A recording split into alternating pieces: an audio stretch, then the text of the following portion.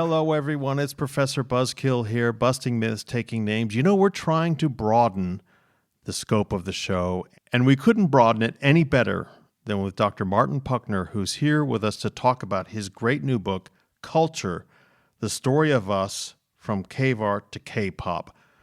Dr. Puchner, thank you so much for coming on the show. Thanks for having me, Joe, and please call me Martin. We can't do that. We have Buzzkill Institute rules that titles must be followed. Speaking of titles, Buzzkillers should know that you're the Byron and Anita Vine Professor of Drama and English and Comparative Literature at Harvard. And you can see from the blog post on this show that, first of all, congratulations on the book. It's making a big impact. Thank you. People should know that it's a history of how culture works, right? Not just a study of, oh, this happened and this artifact happened and this artifact. It doesn't take the northwestern drift of Western civilization tack or anything like that. It's a remarkably broad but also highly specific analysis of a number of 15, in fact, a number of cultural moments that show, I think, three very, very important things about what culture is and how it happens. And these I've sort of summarized into storage, circulation, and mixture. And this fascinates me because so much of what we get as undergrads here in the United States and in other places is really what is called the survey. You know, this happened and this happened, this happened. We don't ever talk about these things. So how did you come up with these ideas, these bigger ideas about storage, circulation, and mixture? Yeah, so thanks for the summary. And these three topics, they were really, you're so right, they were in the front of my mind as I was writing this. And I think there were, for me, two ways into this book. The first was that, as you know, that we live in a time when if you Google the word culture, you're likely to get terms like, culture wars or cultural appropriation or cancel culture, terms that indicate just how contentious at this very moment this term culture is. And I found that if you talk to people about these topics, everyone has already made up their mind. They have their staked out positions. And I realized that what's missing for me was this kind of deeper understanding of how culture actually works. And so I think I wanted to take a step back and ask that question. I think that was my main way in. But it's interesting that you contrast this project from a survey, because in the back of my mind was also the fact, I did this book with Norton, that I'm right now, and that was the plan all along, to turn this book actually into a new introduction to the arts and humanities and do a different thing, not the survey, not the, one damn thing after another, but to go a little bit deeper and use case studies, specific, very immersive narrative case studies, but from which emerges some sense of how this thing called culture actually works. Well, and I think the way you've attacked it works very well as a book and as an overall argument. I mean, first of all, as someone who's only recently learned about K-pop from friends of mine whose daughters are, totally overwhelmed by it, when you reach that part of the 15th chapter and into the epilogue, and you understand really that, there really is a lot of connection there, and there really are a lot of important things that can be taken all the way back to the cave drawings that you talk about in the introduction. But again, may we start with this idea of storage? Because that hit me over the head like a sledgehammer. I was just fascinated by it, and I can't stop thinking about all the various different ways in my field in 19th century Britain, in the art and architecture of that period, that storage is absolutely essential. What do you mean by storage in this context? This topic of storage became central to me when I started to really think in a very basic sense about culture, and starting with the idea that, in contrast to our biological makeup, which we pass down to the next generation automatically, so to speak, through our DNA, that culture is not like that. That it's an artifact, that cultural knowledge is passed down either person to person, or more often than that, or in addition to that, through some kind of external medium or storage device. And so this could be anything from the walls of a cave or the whole cave you can see as a storage device. This is why they, especially once they close, they become these time capsules. I became Mm. obsessed with time capsules also. Or moments when a city is, like Pompeii, when the ash buries the city under a thick layer of ash, killing everything, destroying everything, but also preserving a lot and sending that time capsule into the future. So I think this is really when I started to think about these different storage devices where human cultural activity leaves traces and that can be recovered. Hmm.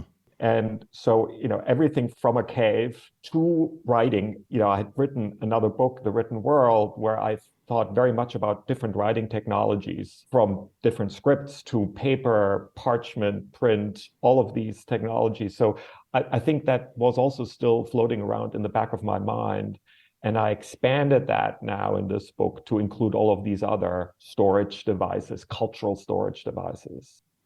Yeah, well, I guess one way for our listeners to think about it is once cultural things leave the realm of the mind, and they are put somewhere on the walls of a cave or in some sort of archive or library eventually, that is essential. That's what makes it pass down or pass around or pass through not only the culture that it's produced in, but often, as you point out, to other cultures. Tell the Buskellers a little bit about these cave paintings, because they'll all know about the Lascaux cave paintings, but they, including I, didn't know about these new paintings, the Chauvet caves. Yeah, so they're in some sense, this a similar kind of thing. Mm, What fascinated me about the Chauvet cave, I mean, they're amazing paintings, is this aspect of storage. Because I think the other reason why storage became so important to me is that this person-to-person passing down of cultural knowledge is so mm-hmm. fragile and always prone to interruption. And so interruption became for me very, very important. And the Chauvet cave is a perfect example because on the one hand, humans continually painted these caves for thousands of years. So that right there is just kind of mind-boggling that there could be this long, continuous tradition of one generation after the next, continuing this decoration of the caves. And clearly a lot of knowledge, aesthetic knowledge, just caring about this kind of thing. Humans never lived in the cave. They only went to this cave for this kind of artistic activity, as I said, for thousands of years. But then the entrance closed off and that Mm. activity was interrupted. So that's for me when I started to really think about interruptions. And then after a few thousand years, it opened again, and a second group of humans entered the cave, probably with very little connection to that first group of humans. They saw these caves. They're very much, that's when I start to think also about latecomers, that we're always Mm-hmm. latecomers. We're always confronted with these traces that are only dimly understood, but they are traces. So basically, storage became for me the moment when that person to person continuity tradition gets interrupted, whether through a natural interruption like here, a landslide, or Mm. the eruption of a volcano in the case of Pompeii, or a war or some other interruption. But then often something remains, some trace, something gets excavated, something gets recovered through chance or through some other mechanism.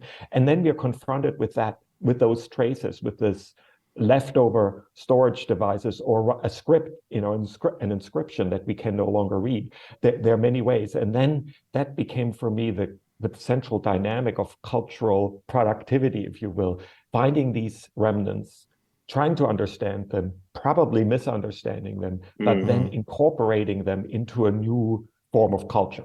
Did you think, or do you think maybe that the storage aspect of this all sort of makes it is the first step in artificiality? That this is again leaving the mind, leaving the imagination, being put on the walls or being put or by accident in Pompeii. And that might be perhaps the first step in culture is the creation of, oh, there is this thing now that exists outside nature.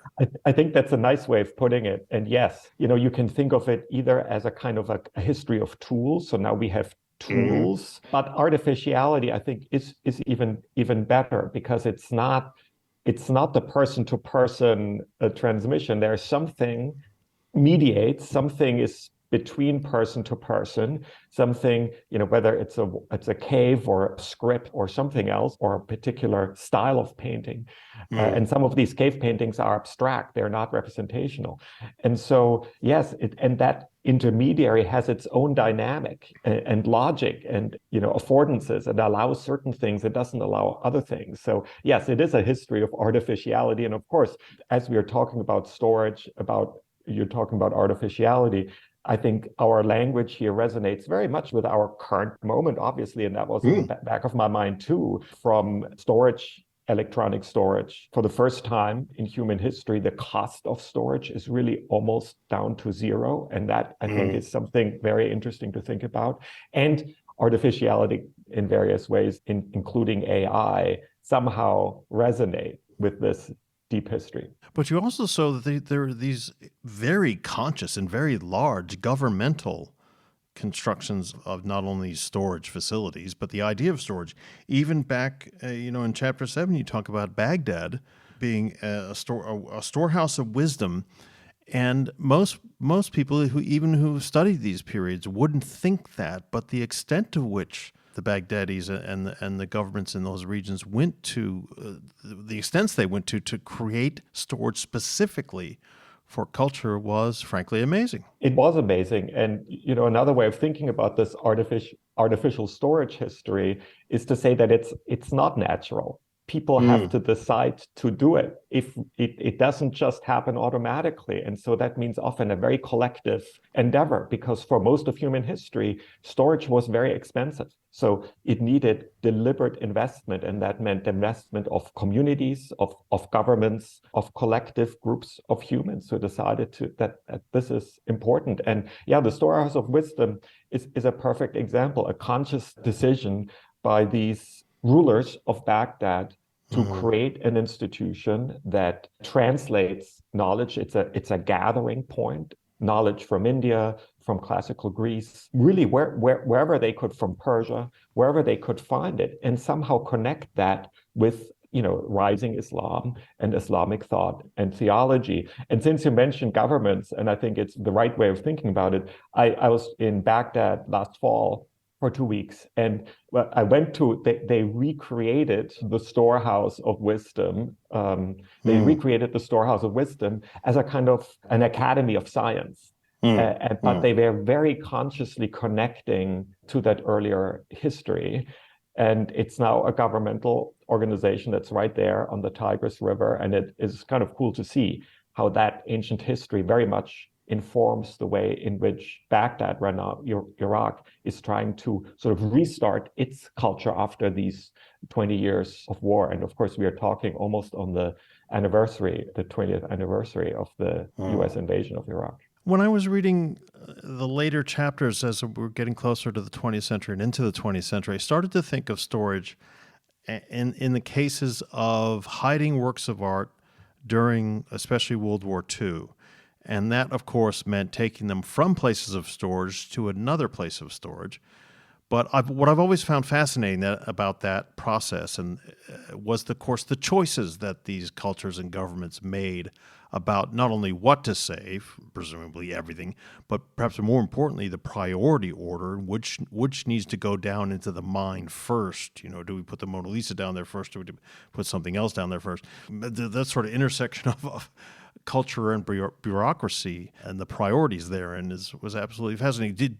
You didn't dedicate a chapter to that, but I wonder what you might have thought of those of those things when you're thinking about storage. Yeah, I suppose the one good example of that is right in the first main chapter, Nefertiti, Mm. Mm. excavated by Prussian-led team, though actually by a Egyptian man, Muhammad es-Sanusi, who never usually appears in accounts of this excavation. So this is a figure I wanted to foreground. But yes, then once that statue is in Berlin, of course, Berlin in the 20th century was not a very secure place, No, which, yeah. which is ironic given that sometimes the argument by Western museums for taking art objects from from Africa and other places was that, we'll keep them safe. Well, that was not a very safe place. But fortunately, this statue of Nefertiti, this amazing statue, survived precisely due to this process. In addition to just thinking about these particular instances, I guess it's part of that filtering mechanism that culture always Yeah. goes through, especially in a context where storage is expensive. And that's one thing. The other thought, and for a longer time, I thought of it as a paradox, but I don't think it is actually the strange combination of destruction and preservation. And Yeah. Pompeii, again, is a good example, but there are many others where, so I talk about that Indian or South Asian statue in Pompeii that was preserved by the volcano. And if Mm. not for the volcano, we probably wouldn't have that. It would have been used, it would have been lost. And so again and again, the Chauvet cave, because of the landslide, a second landslide, the cave was sealed and no one could access it. And that's why it survived. But I think it's not quite right to say it's a paradox, because I think the solution to the riddle, so to speak, is simply that the most destructive thing is continual human use. That's how I came to think of it. Yes, that's an important part of the book. Yeah. And so it's true that the World War II Nefertiti example is, as you put it so nicely, moving that statue from one storage facility, namely the museum, to another storage facility, namely an old salt mine or a bunker. But more often than that, I feel like these at least inadvertent storage devices are created by something like a volcano or a landslide, or in the case of Alamara, the city where the statue was found, by people abandoning a city. And so no longer using it, no longer repurposing the bricks to build a new building and so on and so forth.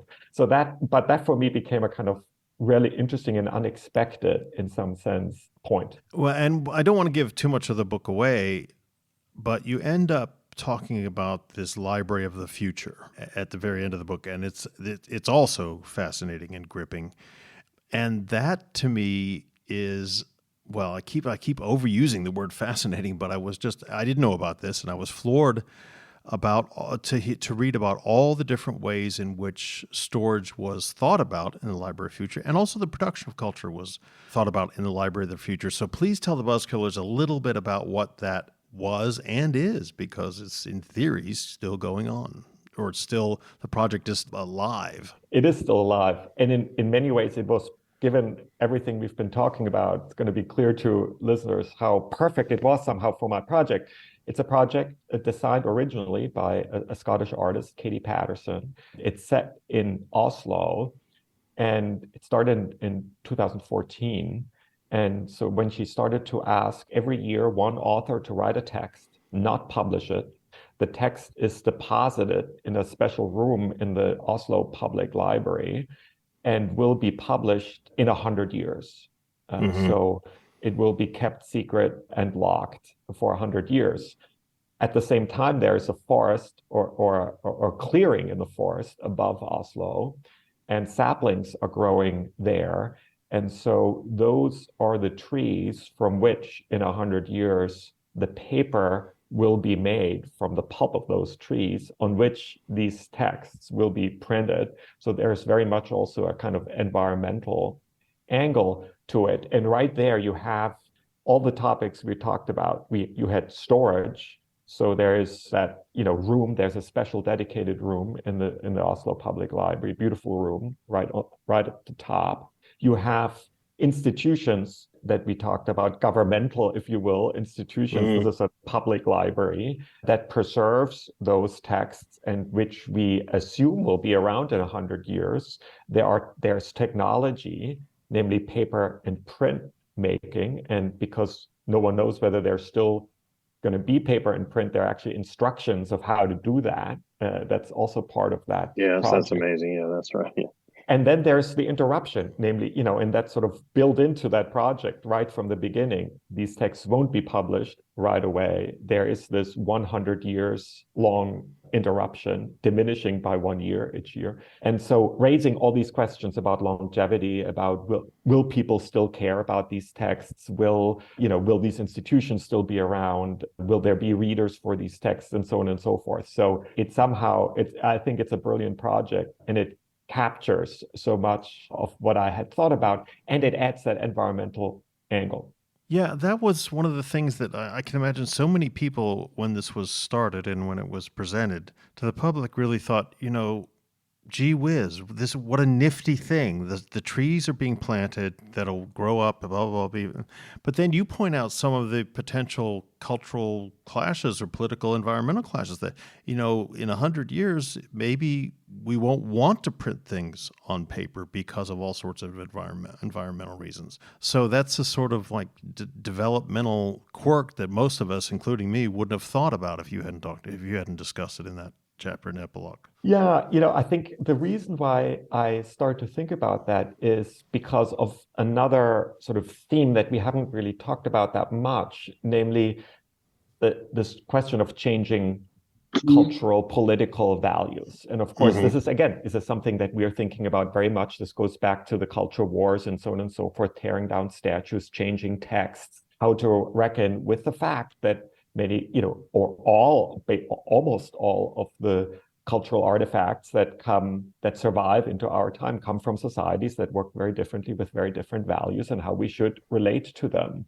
And so they are therefore the sort of heroes in this book, so to speak, are people who preserve elements of the past, even though these objects, art objects or texts, are very much at odds with their own values and culture. And so, for example, the translators working in the Baghdad House of Wisdom are a good example. They preserve these Greek texts from Greek philosophy, say, even though they are very much at odds with their own Islamic worldview, but nevertheless, they find something important there and want to preserve something.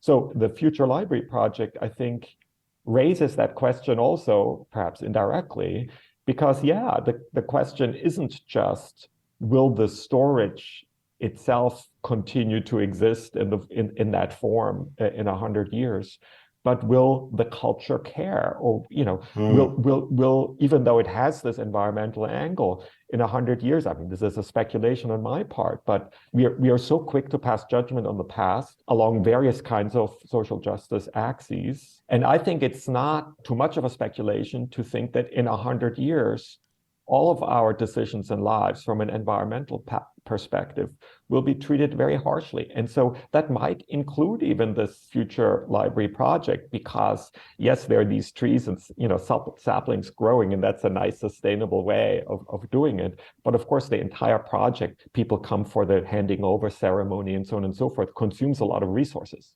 Yes, absolutely.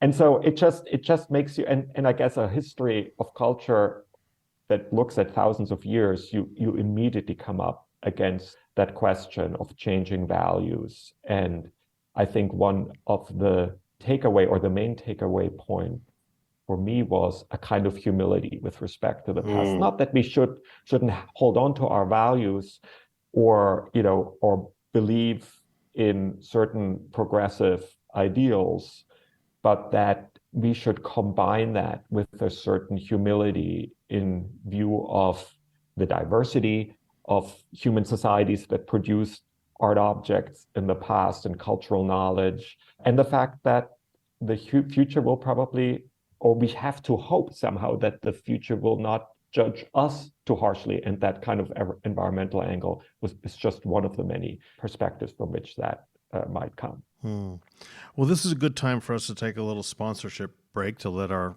corporate overlords get their pound of flesh. So Buzzkillers, we will be right back with Dr. Martin Puchner talking about his new book, Culture.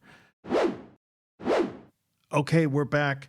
Dr. Puchner, we talked about storage before the break, and the two other things that I wanted to talk about were circulation and mixture. And you mentioned something about this that was related to this when you were talking about the South Asian statue found at Pompeii. And that sort of was a nice segue into, okay, we can now see how much circulation was going on for a very, very long time in the past, and of course then continues right through each of these case studies that you examined, it seems to me, what were some of the sort of standouts that really sort of made you stop and think this sort of circulation really is one of the defining mechanisms by which culture works? So the statue is one because it's unexpected, because everyone knows, oh, the Romans borrowed from the Greeks, and that's sort of the main story.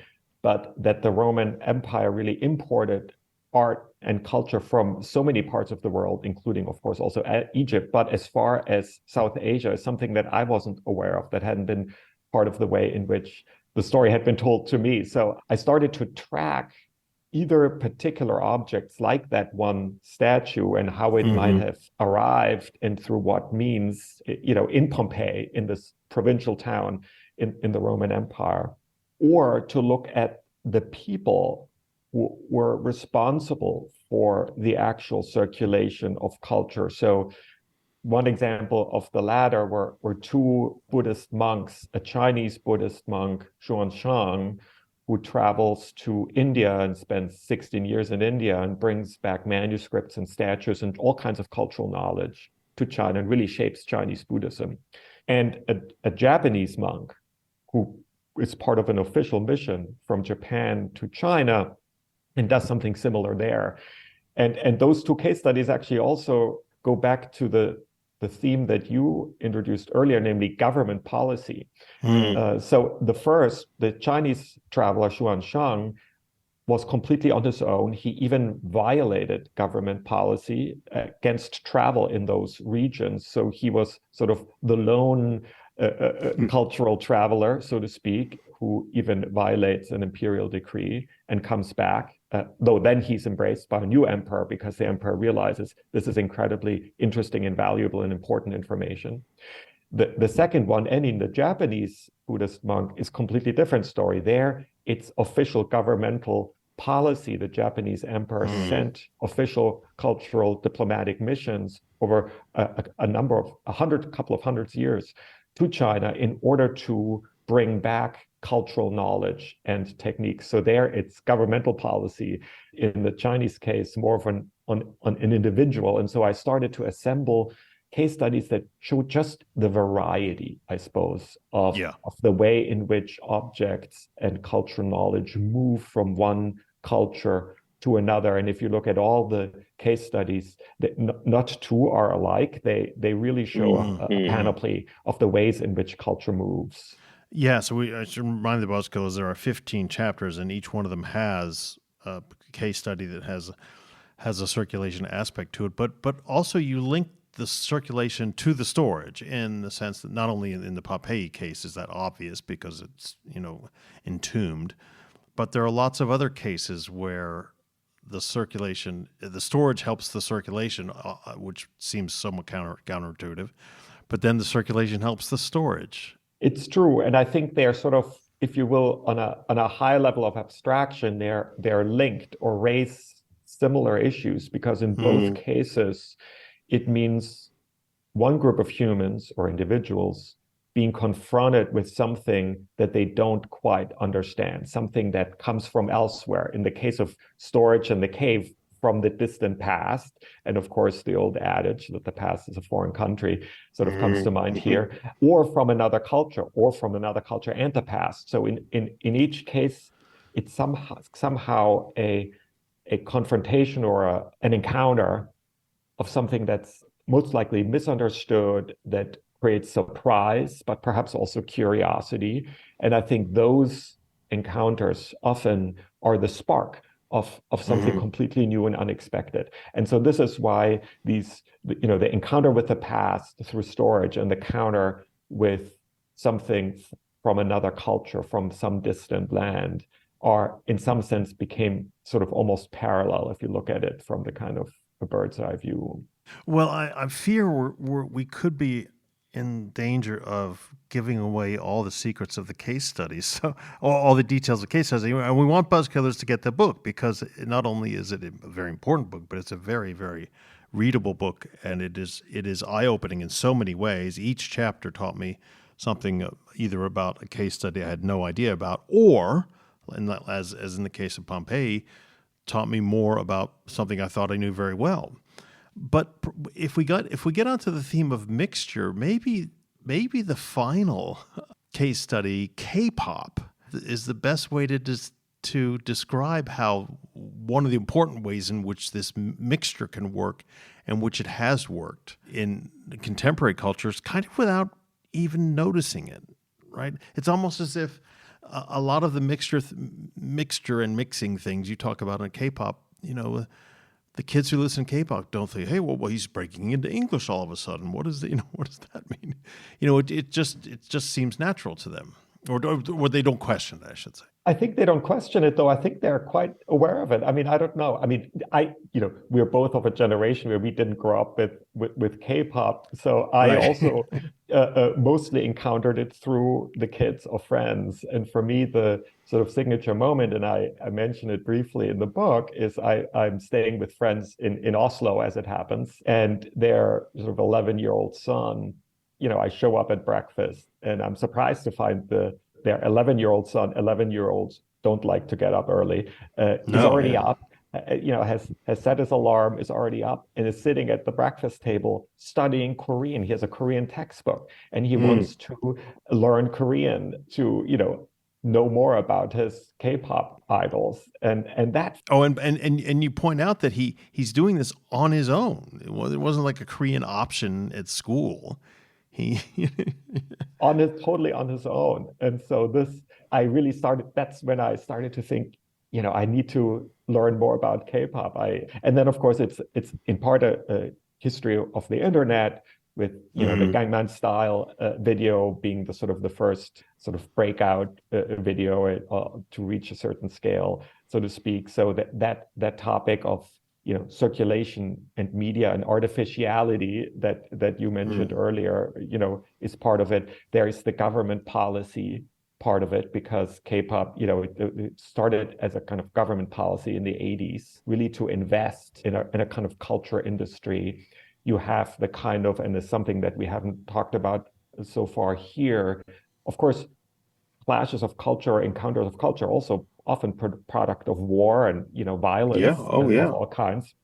So here we have the aftermath of the Korean War, where singing groups start to perform for American soldiers. So that's sort of the prehistory of K-pop in a certain way. So it's somehow, again, but I don't even think that K-pop is unique here. I really started to think that once you have these sort of categories in your mind, and you look at any cultural uh, Mm. phenomenon or moment, what you will find is not some continuous, authentic, simple, one-dimensional tradition, but you will find that every culture is composed out of fragments of other cultures, Mm. and mixed together in a unique way.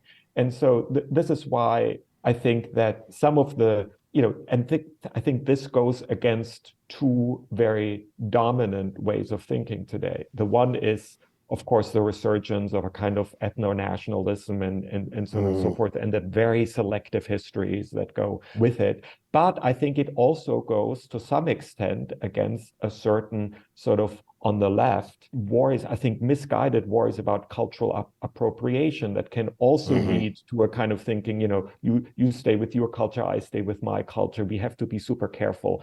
And while I sympathize with some of the goals of those who caution against cultural appropriation, that we can all think of many superficial or exploitative cultural encounters. Not all cultural encounters are benign. I do Mm. think that it's important to remember that cultural productivity or creativity really thrives on borrowing, and that if we try to shut it down or control it too much, I do think that we deprive ourselves of the resource that drives cultural production forward. So that for me, sorry, that was a long answer, but No, no, no. Yeah, it's a good answer. Yeah. I think K-pop is a good case study in all of this, but I think it's by no means the only one. And I really started to Right. think you can basically go anywhere. And I kind of this is dangerous to say, but I promise you that you will Mhm. find something like this at work. Oh, absolutely, absolutely. Well, Dr. Puchner, this has been a wonderful conversation. Thank you so much for allowing us to contact you in Berlin. You're in Berlin while we're doing this interview, and also at relatively late notice. I mean, the book's been out since February. I've been only able to slot it into this show now, and I was somewhat fearing that you'd answer my email by saying, I'm already sick of talking about this. It's been reviewed everywhere, and I've been interviewed everywhere. But you came on the show, so I'm grateful. I'm always happy to kill the buzz. No, it's great, and it's always, as you know, when you publish a book, you have certain ideas about it, and you sort of expect how people might react to it, and then in reality, people, and this is in a way a perfect example of what I'm talking about, that people, when they encounter something, will make of it what they need or will. And so it's always been fascinating to me how people react and what they pick out. And this conversation was a good example of it and was really fun. Thank you so much for having me on your show. Well, I can't wait for you to come on again with the next book. And we just will say to all the buzzkillers out there that the book is on the Buzzkill bookshelf where you can get it, and that we will talk to all of you next week.